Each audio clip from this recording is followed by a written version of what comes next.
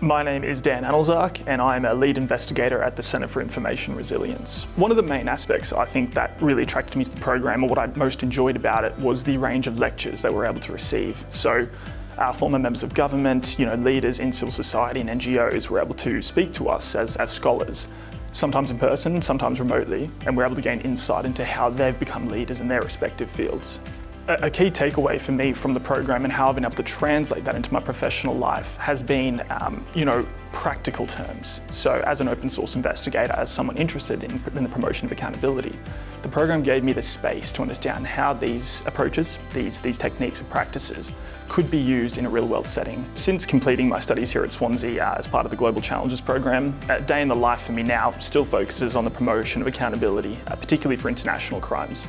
I've had the real pleasure of leading a team at the Centre for Information Resilience, verifying violations of human rights in Myanmar.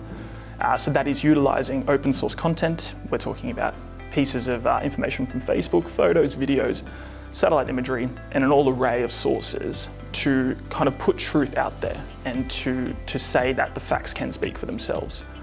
Swansea helped me to get there. It gave me the space to investigate open source intelligence, to look at it from a theoretical perspective, and then to apply that in a practical setting. One of the greatest experiences I had while studying here in Swansea was one of the little things. It was walking along the beach to get to the university each day. Swansea's a beautiful place, it's a beautiful university, and for a year I was able to study here with some great friends and come out of it with some key skills for the rest of my life.